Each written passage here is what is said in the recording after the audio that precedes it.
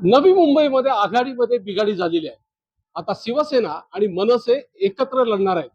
परंतु सगळ्यात महत्वाचं म्हणजे सत्ताधारी भाजप आणि एकनाथ शिंदेच्या शिवसेनेकडून ज्या वल्गना करण्यात आली, जी आश्वासनं देण्यात आली, त्याची देखील पोलखोल करण्यात येणार आहे.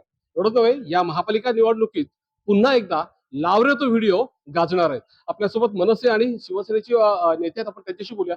काय म्हणणार, काय असं घडलं की आघाडीमध्ये बिघाडी झाली आणि किती तुमचे एकंदरीत तुमची युतीचे उमेदवार निवडणुकीच्या रिंगणामध्ये उतरणार आहेत?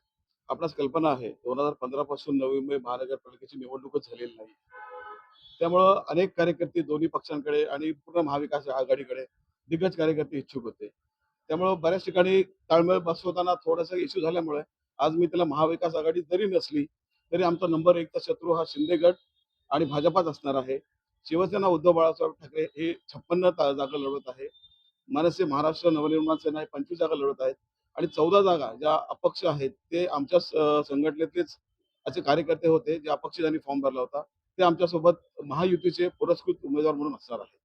काय म्हणाल की तुम्ही या निवडणुकीमध्ये पुन्हा एकदा तुमच्या युतीकडून यापूर्वी मनसेने लावरे तो व्हिडिओ म्हणून गाजला होता. आता युतीकडून लावरे तो व्हिडिओ पुन्हा नवी मुंबईमध्ये गाजणार आहेत. सेना असेल किंवा भाजप असेल यांनी केलेल्या वल्गना असेल किंवा त्यांनी दिलेलं आश्वासन असेल त्याची पोलखोल तुम्ही करणार? हो, आम्ही आज खरं तर आमच्या युतीची घोषणा केल्या आणि आमचे जे उमेदवार जाहीर केले त्यावेळी एक पत्रकार परिषद जी घेतली आज. गणेश नाईक साहेबांचा 2015चा व्हिडिओ आहे, ज्यामध्ये ते स्वतः सांगतायत की आमचं स्वतःचं धरण आहे आणि नवी मुंबईकरांना 24 तास पाणी उपलब्ध आहे. मात्र नवी मुंबईतली सिडकोची घरं असतील, EWS LIGची घरं असतील, अगदी वाशी असेल, कोपरखर्णी असेल आणि नेरूळ असेल, ऐरोली असेल, अनेक झोपडपट्ट्यांमध्ये या बैठ्या घरांमध्ये 24 तास पाणी मिळत नाही. 6,500 कंत्राटी कामगार आपले सफाई कामगारांपासून विविध पाण्याच्या टाकीवर असतील, STB प्लांटवर असतील. गणेश नाईक साहेब व्हिडिओत सांगतात समान कामाला समान वेतन देतो. अहो, गेली 25 वर्ष झगडाच त्याच्यासाठी आहे. म्हणजे इथे किमान वेतनाचा प्रश्न सुटत नाही, तर समान काम समान वेतन हा प्रश्न खूप लांब राहिला. गणेश नाईक साहेब म्हणतात बेलापूर पासून ते दिघ्यापर्यंत आम्ही मोठमोठ्या हॉस्पिटलच्या इमारती उभ्या केल्या. फक्त इमारती उभ्या केल्याच. कोपरखरणीची इमारत अजून उद्घाटनाच्या प्रतीक्षेत. बेलापूरला हॉस्पिटल जे आहे ते फक्त मेटर्निटी हॉस्पिटल आहे. इथे कुठल्याही पद्धतीच्या सुपर स्पेशालिटी सुविधा मिळत नाही.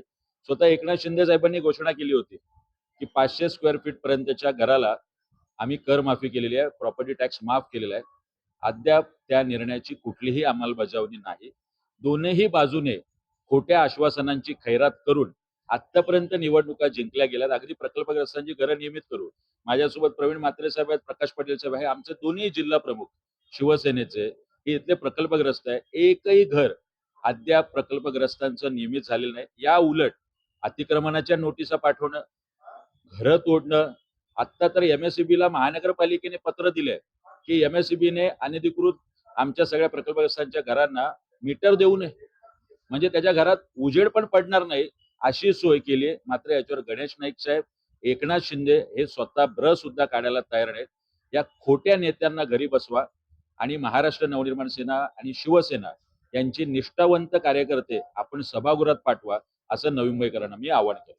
एक सगळ्यात महत्वाचं आपण आता म्हटलं की त्याच्यामध्ये की आमची लढत थेट ही शिवसेना आणि म्हणजे एकनाथ शिंदे आणि भाजप सोबत आहेत.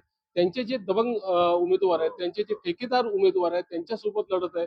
या निवडणुकीमध्ये आपण अनेक घोटाळे, PMC सारखे घोटाळे देखील नवी मुंबईकरांसमोर आणणार.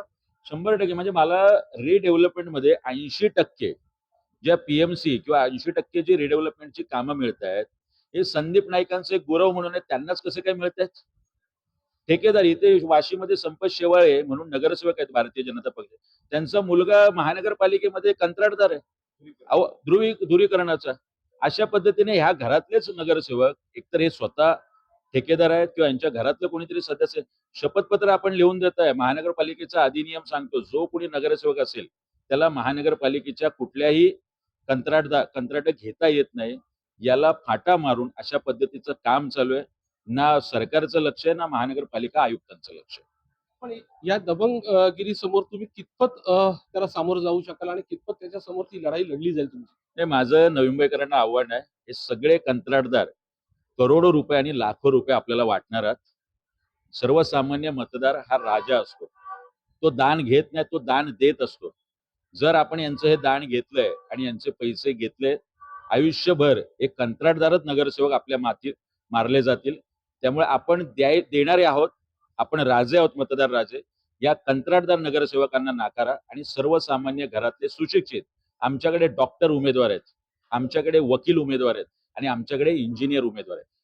प्रत्येक उमेदवार हा किमान आमचा ग्रॅज्युएशनच्या पुढे असे पदवीधर उमेदवार, या 95 पैकी किमान 90 ते 80 उमेदवार आहेत जे पदवीधर आहेत. असे उमेदवार ज्यांना या नवी मुंबईची जाण आहे आणि नवी मुंबईच्या प्रश्नासाठी भांडण्यासाठी हे सगळं सर्वस्व पणाला लावतील, असे उमेदवार, होतकरू उमेदवार आपण निवडून द्यावेत. नक्कीच आपण बघतोय की आतापर्यंत असं चित्र दिसत होतं की भाजप आणि एकनाथ शिंदेची शिवसेनेमध्ये खरी लढत होईल, परंतु आता ठाकरेंची ही युती म्हणजेच उभाटा आणि त्याचबरोबर मनसेची युती झाल्याने आता या निवडणुकीमध्ये आणखी रंगत येणार आहे. विनय मात्रे, न्यूज 18 लोकमत, नवी मुंबई.